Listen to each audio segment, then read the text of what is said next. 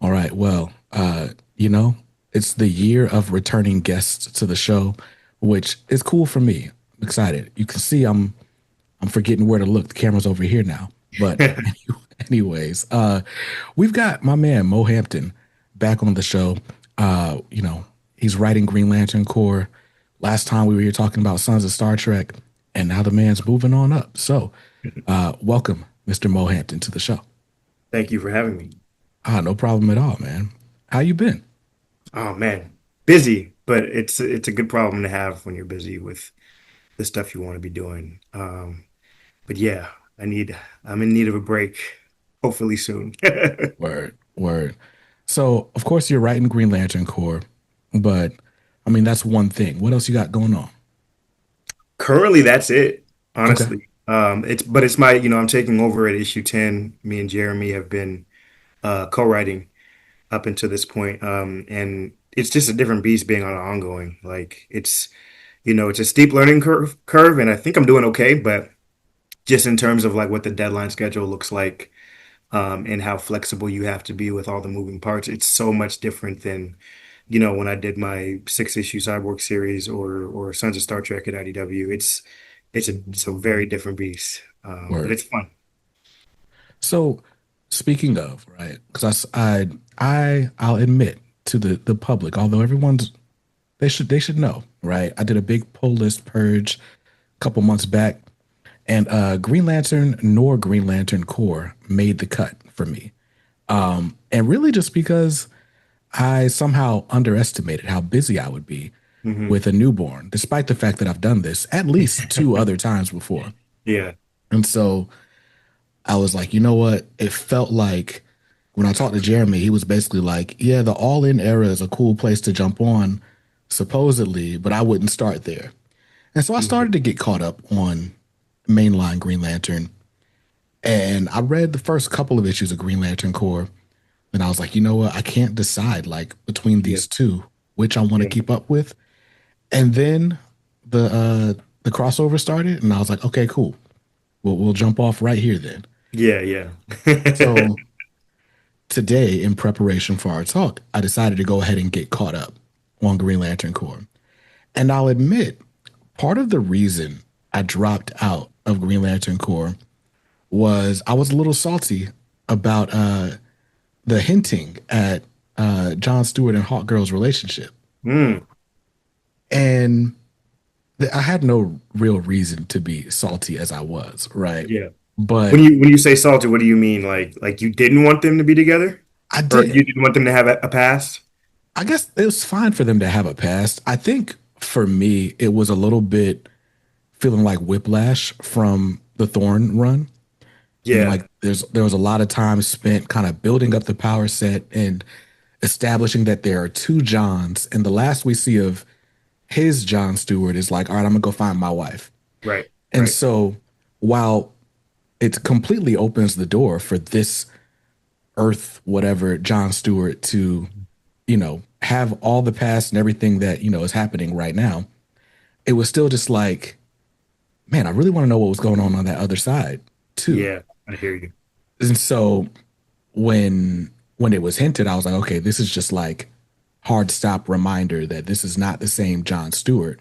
Yeah, And it almost felt like a return to a status quo that we like just left. hmm, And so I was like, man.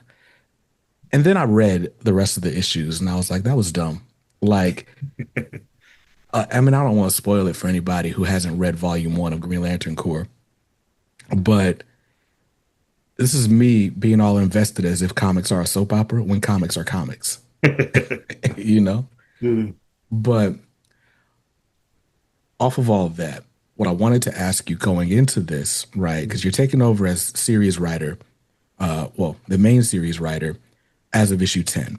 yeah, And when I saw that online, I was like, all right, I'll put it back on the list, right? hmm, And so I got caught up. But I'm curious to know, like, because you said that writing an ongoing is a pretty different beast for you.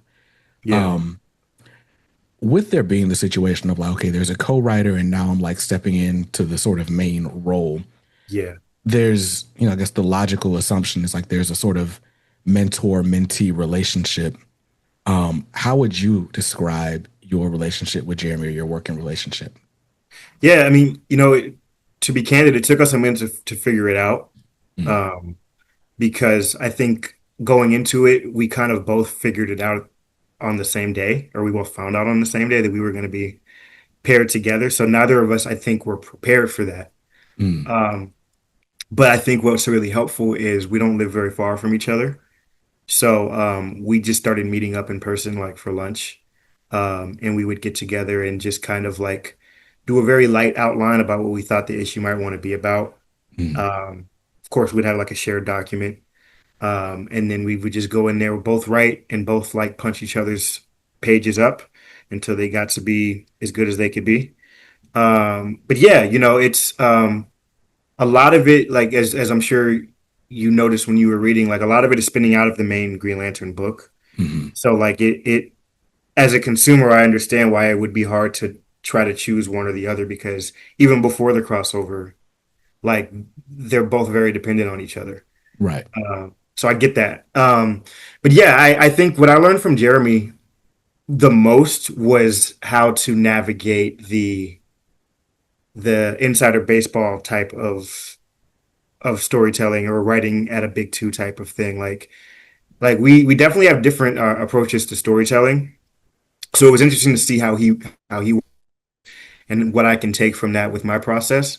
But a lot of what I took from him is just like how to navigate editors, how to navigate the deadline that you have, the deadline schedule that you have, and essentially how to get what you want when you want to tell a story. Because a lot of times with editors, there's a push and a pull of like you may write something, they may want to go in a different direction, and there really is like yeah, like I said, a push and pull of like as long as you're copacetic about it, you can more or less an editor will more or less let you do what you want to do as long as it's not like, you know, a huge problem, you know. Right.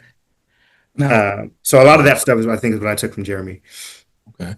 So, like, just on its face, right? I didn't start reading comics till 2019, Yeah, but this is kind of like the biggest Green Lantern has been, or yeah, the most runway absolutely. they've allowed Green Lantern to have since I started reading. We are we're on issue 27 of the main series, Yep, yep, um, with issue 30 already in solicits, and then we've got Green Lantern Corps spinning out of that up through at least 10 issues, right? And so there's a lot being put on the Green Lantern office right now. yeah. How does it feel to sort of be shepherding that? Feels incredible. Like again, like going back to what I said before, like it's a tall task, and I definitely feel the pressure. Mm, But I do think there's such thing as healthy pressure. Pressure makes diamonds too, right? So it's yeah, honestly it's an honor, and I think not to spoil too much about what's to come, but I think what's cool about what we've been doing is the books have very much been of each other and mm, very interconnected. That's gonna change a little bit starting when right. I take over my book, and it's not that like you shouldn't or can't read the Green Lantern book aside with mine, but like we're not going to be interconnecting the stories in the same way that we have up into this point. And we'll probably down the road, knock on wood that like I can keep this book afloat as long as I can. I'm sure we'll do some crossover again in the future where that is the case. But like I do think, coming soon after this event, we do get to kind of like go our separate ways and tell our individual stories. And I think that'll be really good for the franchise as well to have kind of two different voices approaching all these different characters. Yeah, Yeah, no, for sure. I think it's helpful to have distinct voices in yeah, books in general, especially at a time where, I mean, we talk about Marvel kind of flooding the market, so to speak. DC's got so many books out, so like many. ongoings, miniseries, like the all in era really is all in our pockets right now. And but it's cool. But I'm curious as to like how difficult it is to sort of have a book that feels distinct and not feel pressure to like whether it's like live up to someone else's vibe or Yes, like yes, like oh absolute Batman's going crazy, yeah, let's throw an absolute ring in here somewhere, like I yeah, don't like how difficult that is when the line is so diverse it's Yeah. harder to tell like, what's driving interest, Yes. and you still have to stick to your guns like as a creator. Like, no, I've got the whatever makeup to be able to do this. Yeah, no, I think you hit it on the head. It is hard. I'm dealing with that a little bit right now. I'd say more so when I was working on 10, I was having like a lot of internal back and forth of like, because that's my first solo issue, and it's I don't want to say it's going to make or break the book, but people are going to be paying attention to how different or not it is to how the book has been up until this point, and they're going to be like, is this like Jeremy's book? Is it not like Jeremy's book? And going into it, like I'll just say I had doubts. Like I was having those doubts, like a lot of the things you were just saying about like feeling the pressure of like trying to keep the spirit of the book alive to the point that it had been up until there. Mm, Um, and I felt like I had to like look at myself in the mirror and be like, are you trying to write the same way that someone else is writing?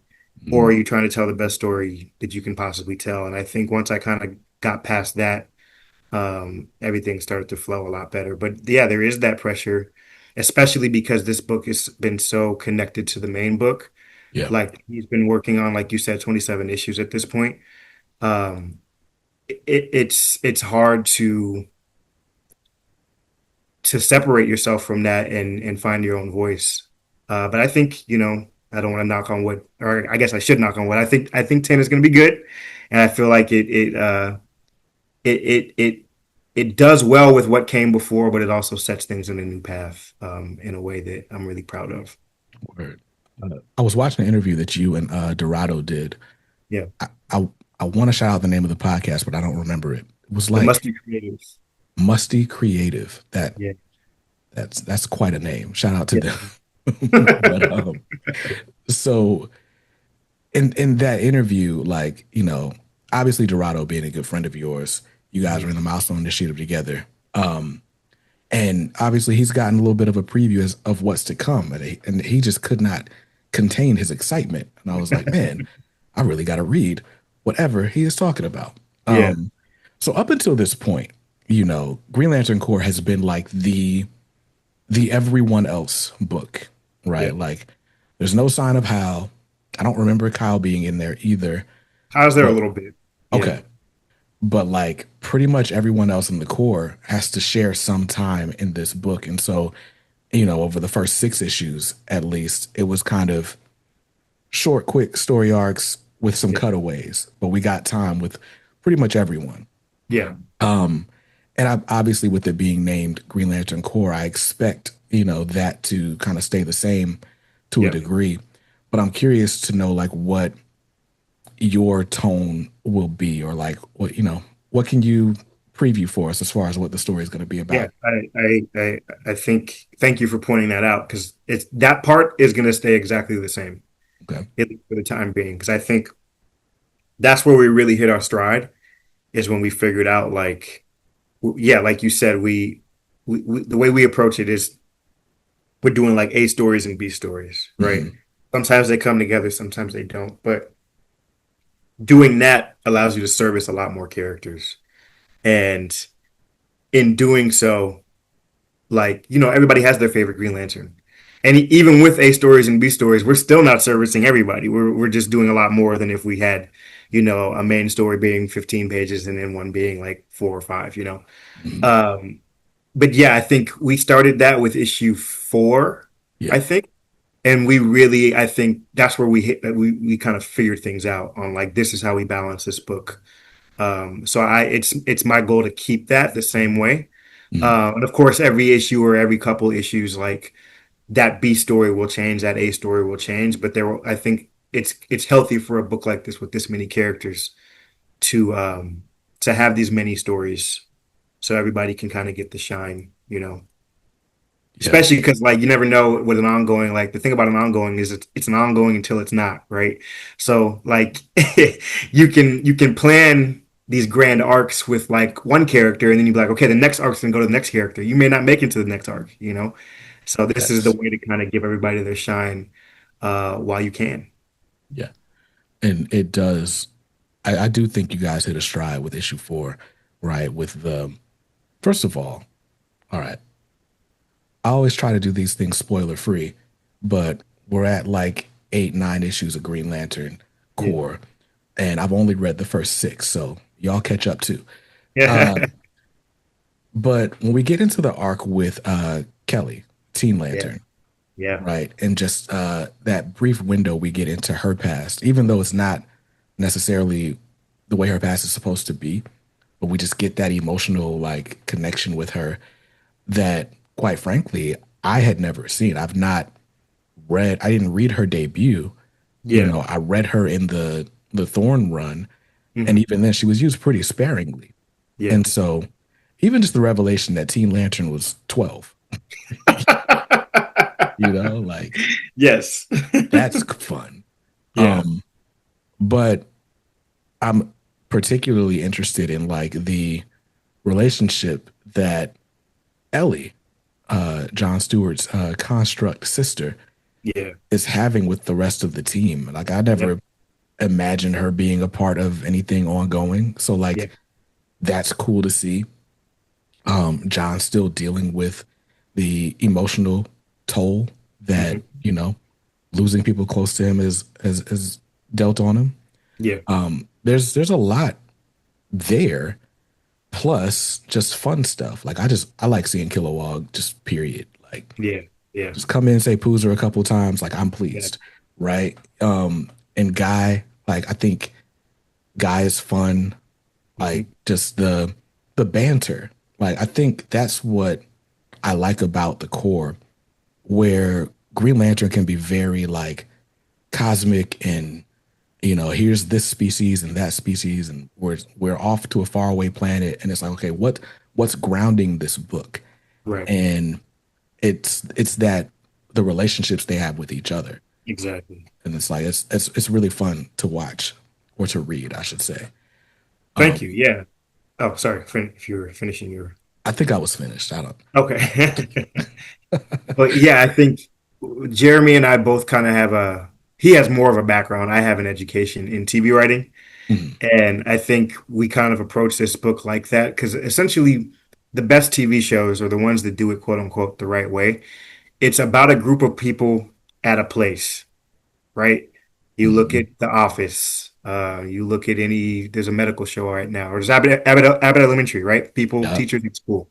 There's a medical show called St. Dennis Medical, medical professionals at the hospital. Like people at a place, that's what a TV show is.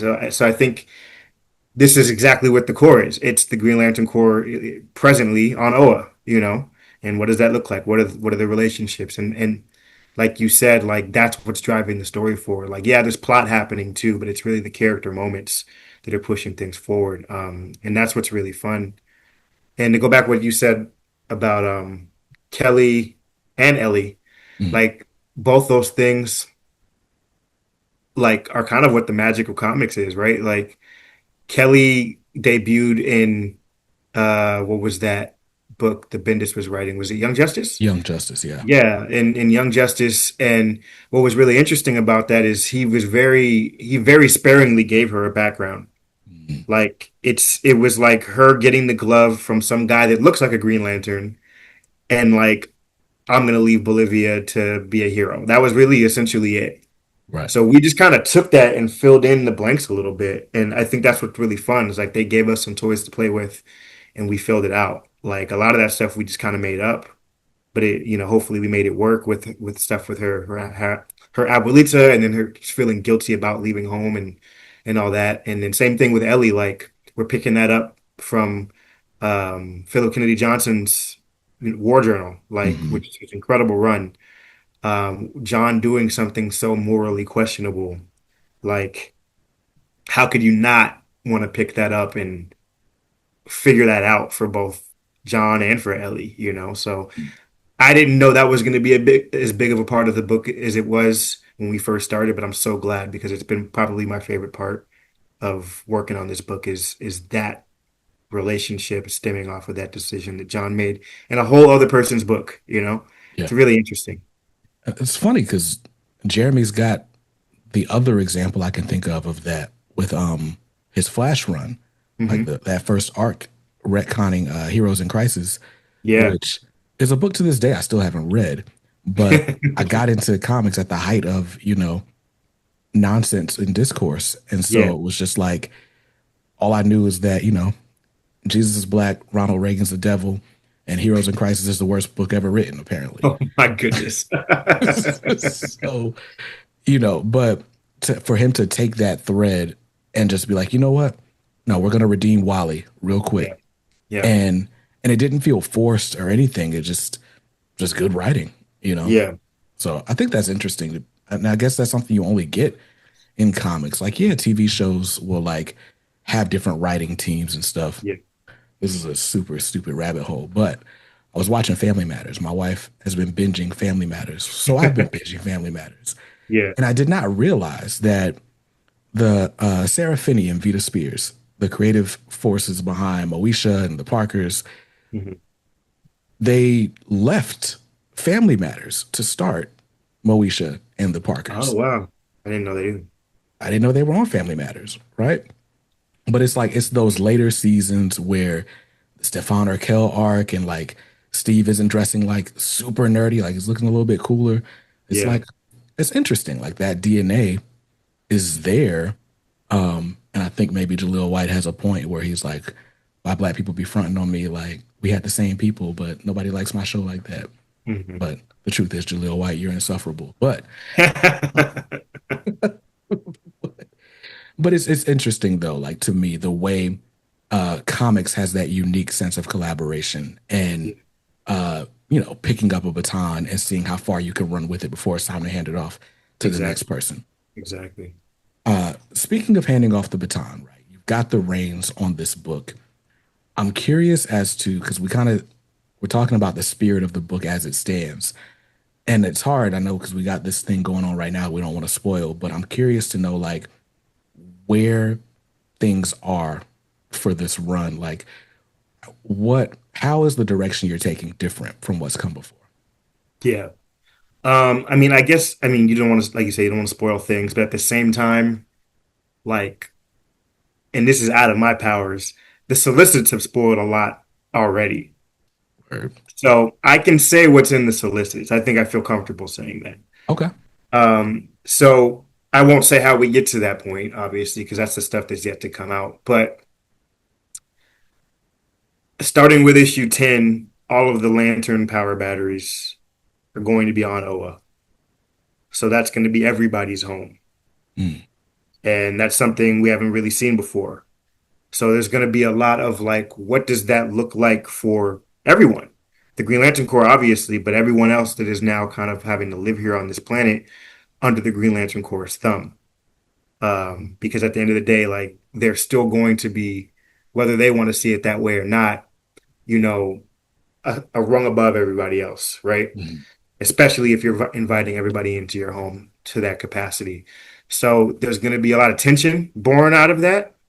Um, that I can't get too much into, yeah. but I'd say that's where we're at. We have a new status quo about basically where all the cores are in an unfamiliar situation, and they're going to have to work together, or things are going to be bad for everybody. That's Interesting. really all I can say. So, what's been fun about Green Lantern Corps up to this point is we're still kind of reeling from this whole point where United Planets had taken over Yeah, everything. yeah, yeah. And so people already have a bad taste in their mouth about the Corps. And a lot of it for reasons that even the Green Lanterns don't fully understand. They're like, wait, Mhm. like we don't really know the breadth of the destruction that the Yeah, United Planets caused while we were trying to save the world from them or the galaxy from them. yeah. So it's been cool to see sort of individuals get airing their grievances. Mhm. And so the opportunity for more of that is going to be fun. Yeah, no, it's again going back to what I said earlier, like it's a tall task, but it is so much fun getting to do something a little bit different um in a book like this. Mm, Yeah, that's all I really can say. I hope people have as much fun with it as I've had writing it. right. Now, your first DC project was Cyborg, Yeah. and it was a deeply personal project for you. Like kind of a dream project, which is crazy to have for your first project. Absolutely.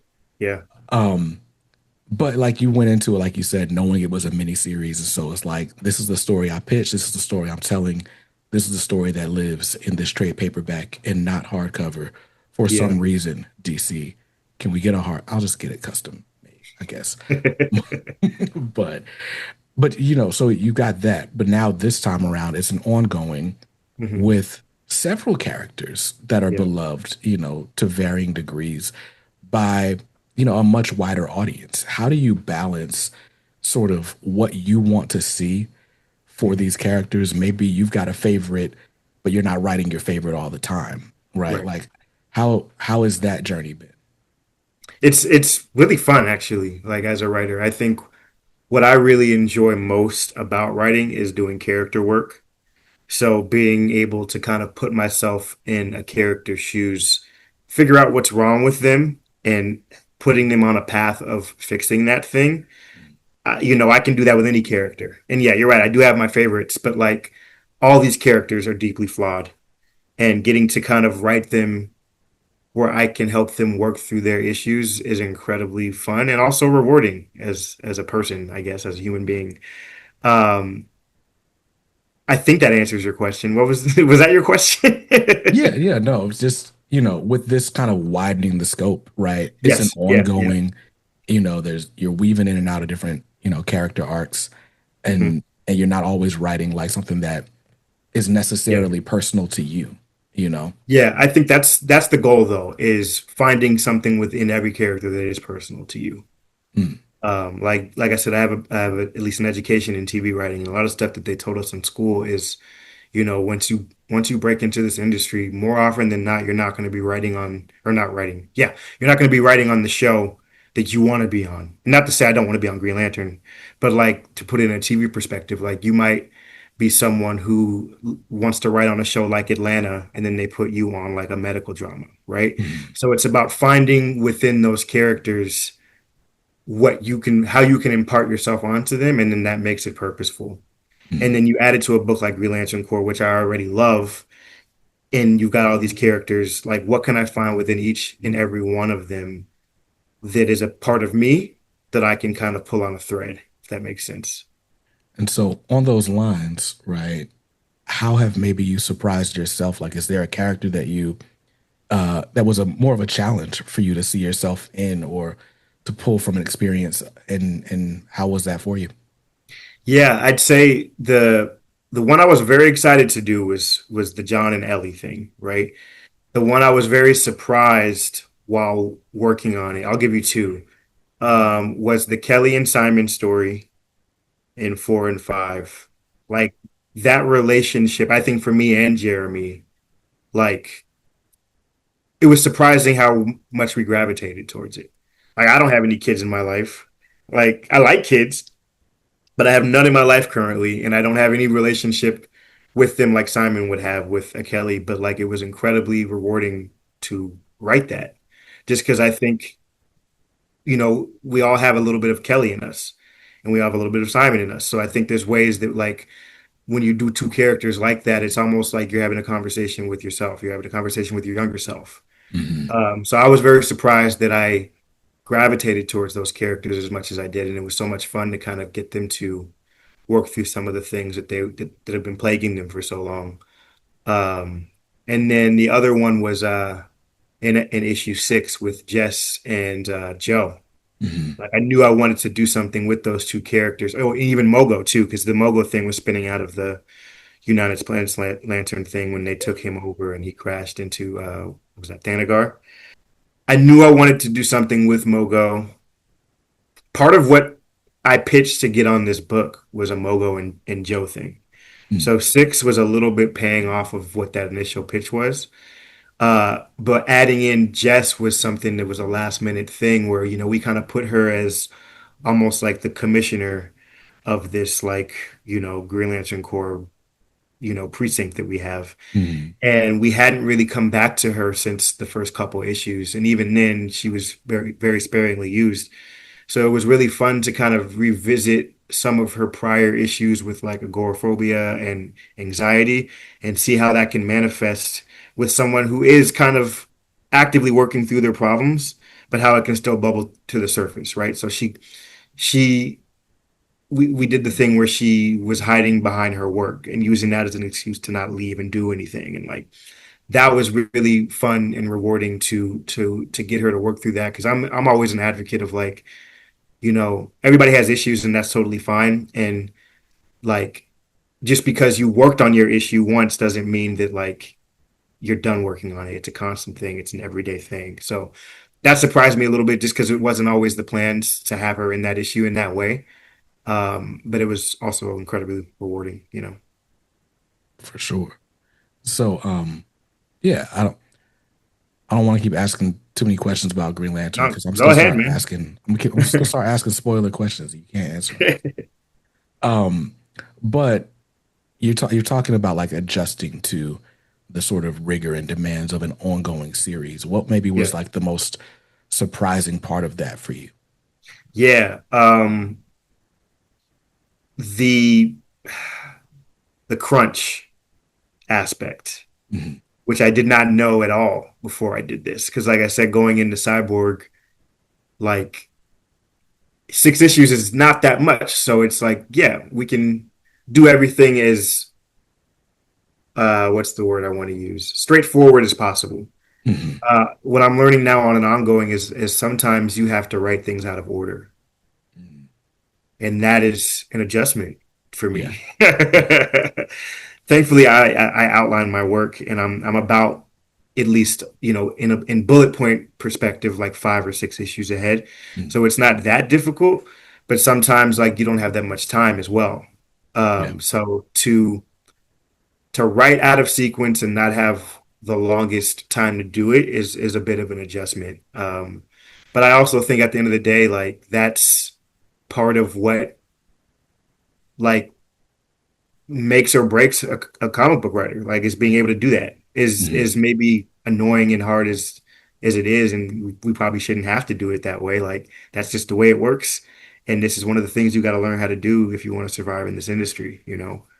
Um, So yeah, I may have a few extra gray hairs, but I'm working through it. So help me out Yeah, because I've spoken to people before yeah, who like have mentioned the same thing about like sometimes not having a lot of time to do a thing. And so like yeah, in my head as a fan, I'm like, well, what do you mean, right? Like because issue 5 comes after issue 4, and we all knew it was coming.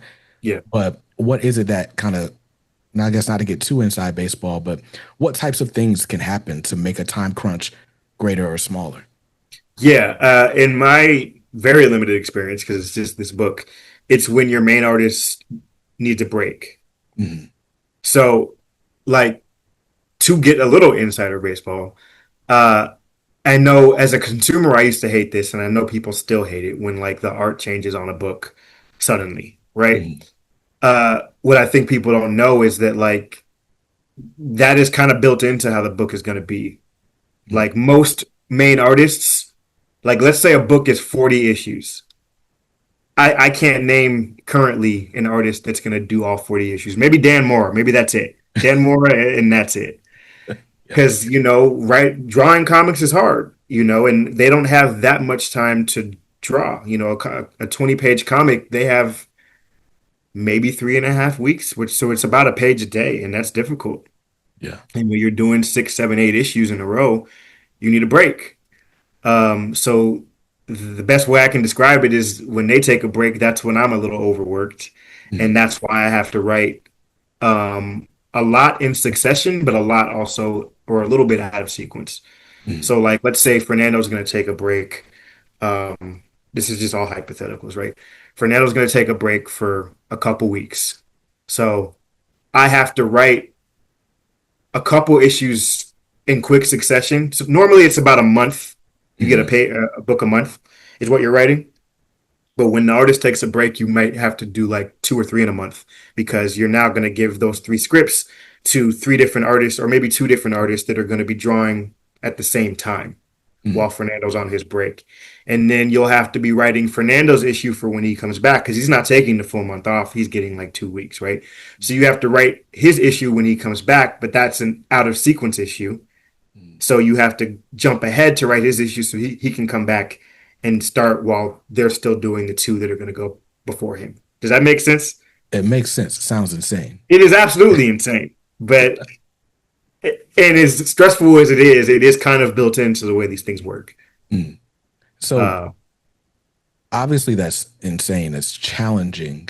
yeah, Um, has it been fun to figure out? Like, because it sounds kind of like a puzzle in that, like, yeah, you might have a whole jigsaw puzzle, but you found a few pieces that go together. So you're working on yep, those, right? yeah.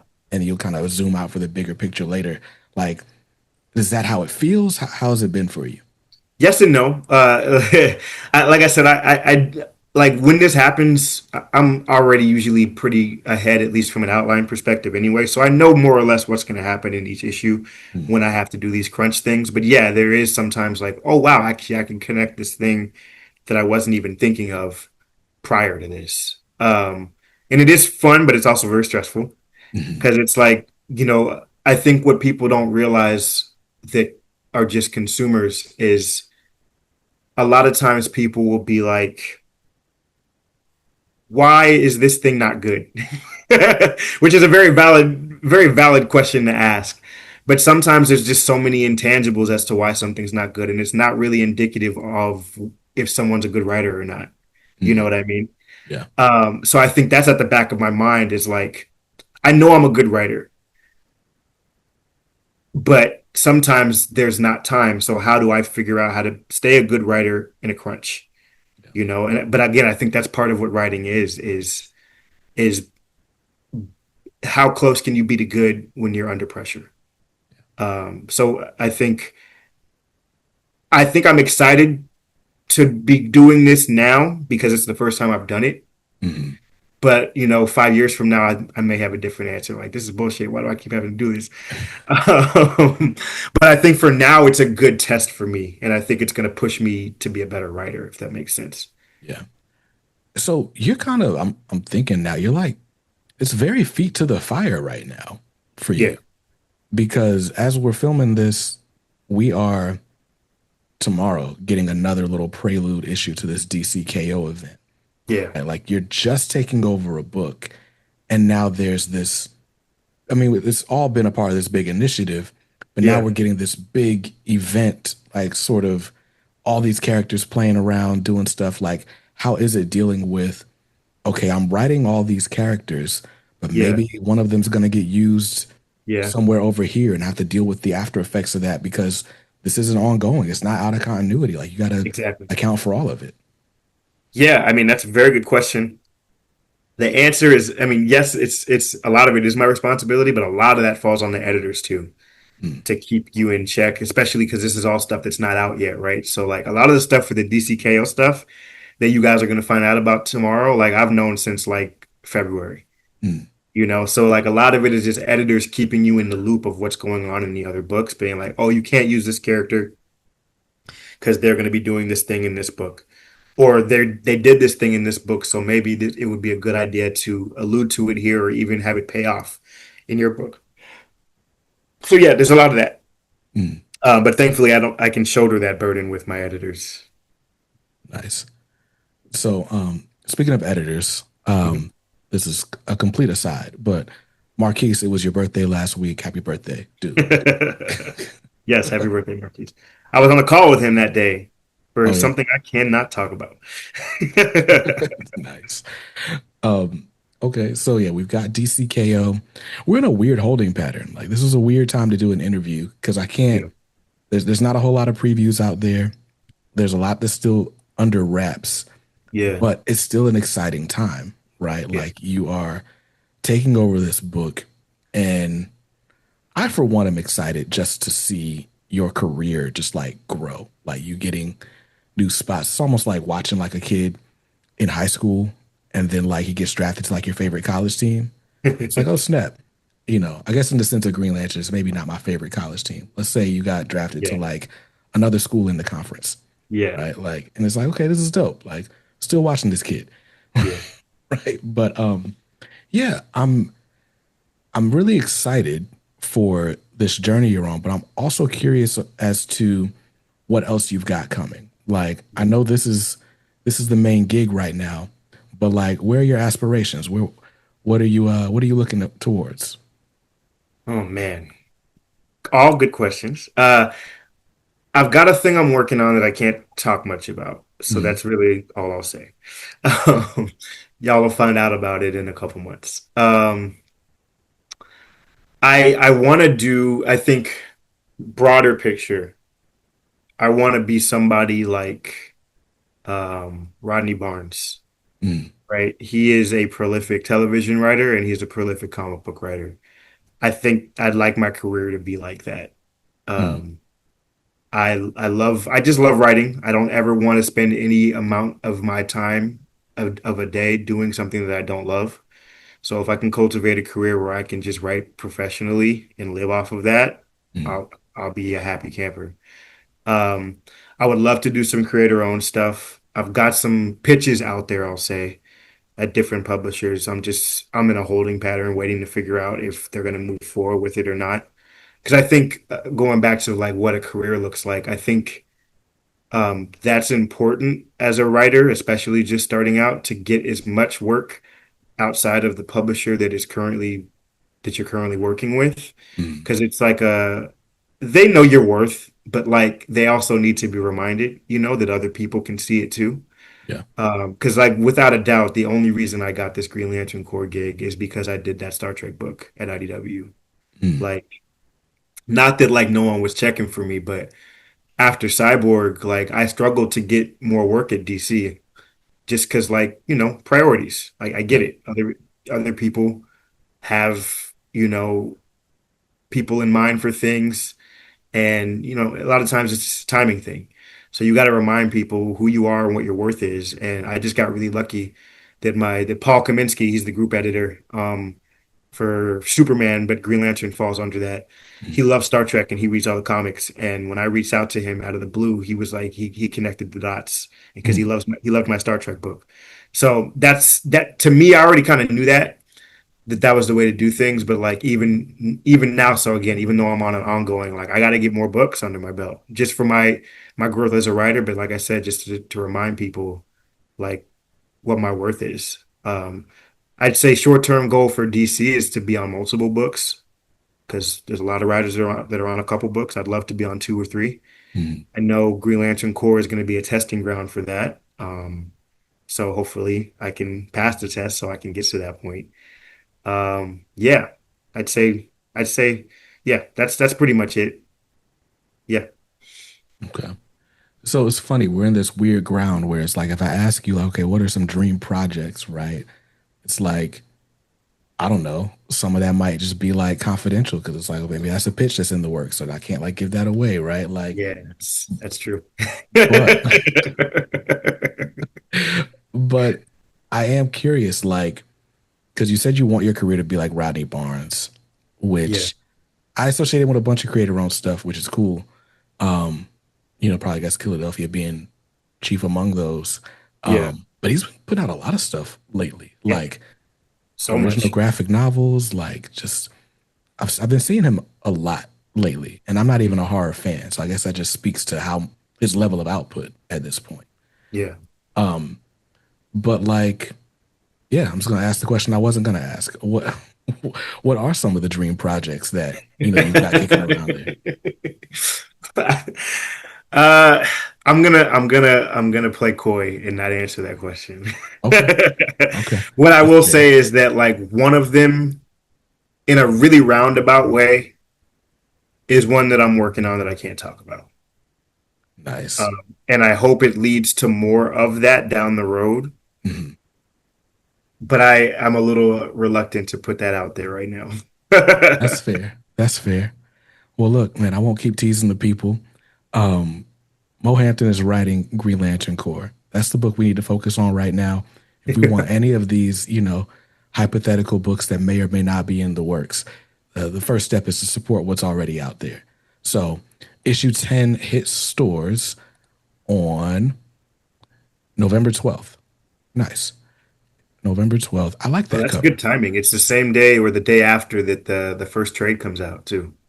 Oh, Nice, That's nice. great. It's good So timing. yeah, so that you can get caught up. And I'm sure the Starbreaker Supremacy will be a separate trade since it's a Yes. crossover Yes. anyway. Yeah, So FOC on number 10 is October 20th, I believe. yes, yes, that is what it says here. So like now more than ever, like I hate that I got to do this because I never wanted to, but it is important. Like numbers are important. Like when I was on Cyborg, everyone was like, "What are your sales numbers?" And I'm like, I don't want to know because it's just going to get in my head. Hmm. Uh, but especially on an ongoing, it is important. Numbers are important, and you know, for a lack of a better way to put this, like our sales are decent on Green Lantern Corps, and my job is to keep them that way.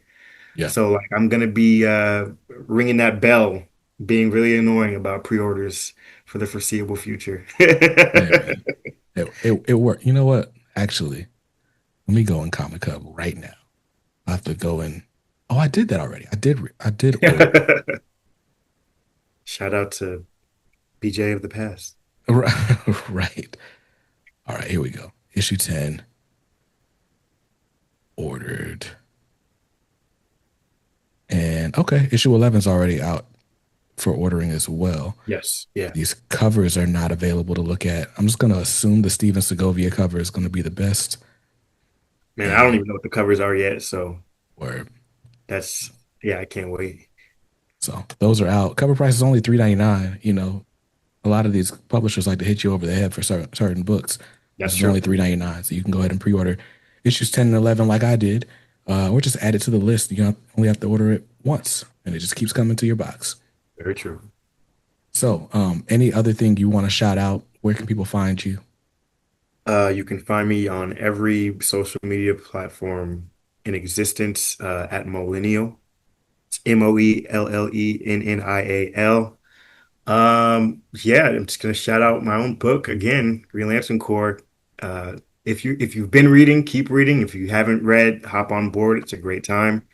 Also, I did this on the last podcast that I was on. I'm gonna shout out the Comic Shop series on YouTube right now. They've got one or two more episodes to go for their first season, but completely self funded kind of workplace comedy that takes place in the comic shop. It's really good.